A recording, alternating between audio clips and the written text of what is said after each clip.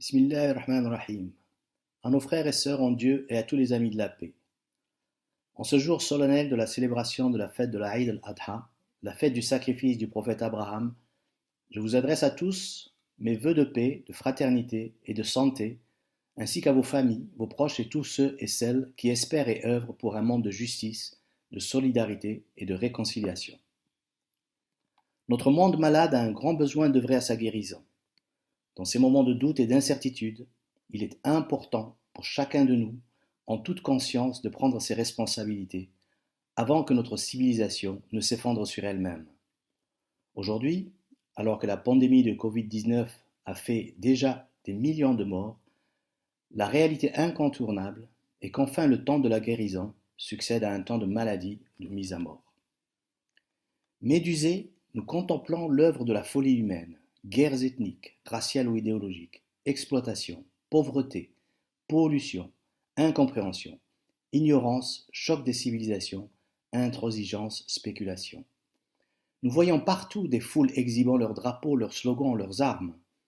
Suivre leurs leaders, gourous, maîtres à penser qui, en flattant leur supériorité, les haranguent, les poussent à en découdre, une fois pour toutes avec leur ami d'hier, devenu leur ennemi d'aujourd'hui. Les uns crient « Tuez-les tous, Dieu reconnaîtra les siens ». Les autres disent « Battez-vous par amour de votre patrie, de votre race, de votre religion ». D'autres encore proclament « Nous sommes le monde du bien, ils sont le monde du mal. Détruisez le mal et la terre sera délivrée ».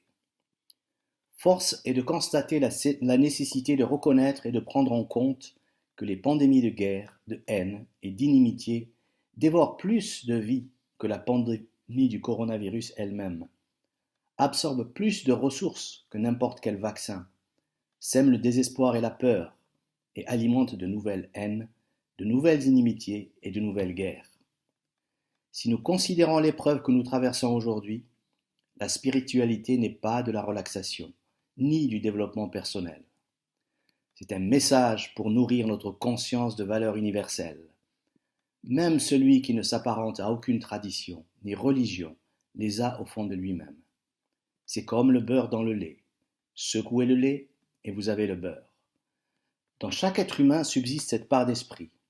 Cela se reconnaît dans l'altérité. Si ma posture est de me positionner comme spirituel, ce n'est pas juste. Il faut descendre de ce piédestal. L'humilité est un état d'être. Si vous voulez aider les gens, aider quelqu'un qui va tomber, vous abaissez votre épaule pour le soulever. Vous vous courbez. Le monde a besoin d'aide, mais d'une aide qui vient par-dessous, pas par-dessus, en lui assénant des vérités toutes faites. C'est un apprentissage qui transforme notre vie. Cet enseignement nous appelle à vivre la culture de paix et à la transmettre à nos enfants afin qu'ils puissent construire leur avenir l'un avec l'autre et non pas l'un contre l'autre. Quoi que l'on dise, c'est la fin d'un système qui ne sait plus répondre aux besoins de la société d'aujourd'hui, et encore moins celle de demain. Interrogeons-nous sur un simple virus qui émerge et qui met la machine mondiale à l'arrêt. Comment notre société peut-elle avoir confiance et espérer en un système qui fait prévaloir le profit sur le bien-être commun? Quand une grande partie de l'humanité n'a pas accès au vaccin et le réclame, alors qu'une autre a le choix de l'abondance et par peur d'effets secondaires possibles ou imaginaires, le refuse, faut-il contraindre ou partager avec ceux qui le souhaitent? L'efficacité d'une campagne de vaccination repose sur son universalité.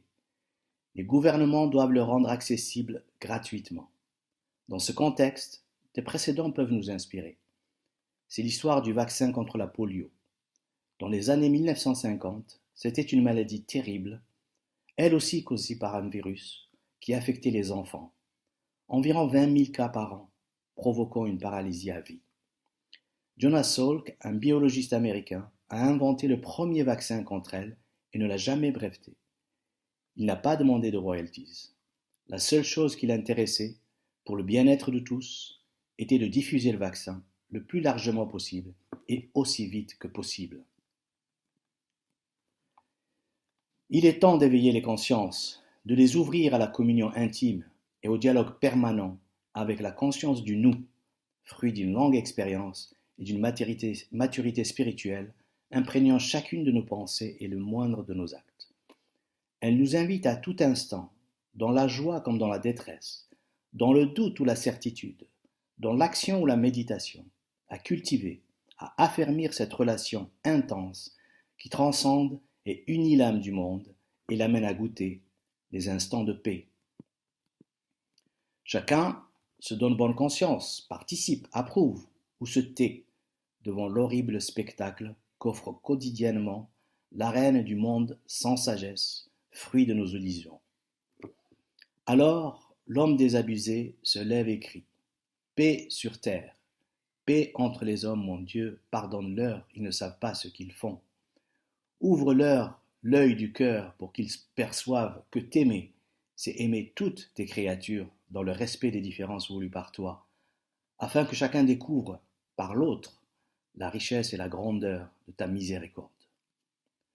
Mon Dieu, je m'adresse à toi, à travers tous les cœurs et toutes les consciences contenues dans chacun et chacune de tes créatures, pour nous délivrer de l'orgueil, de la suffisance et de la folie meurtrière qui guette chacun de nous.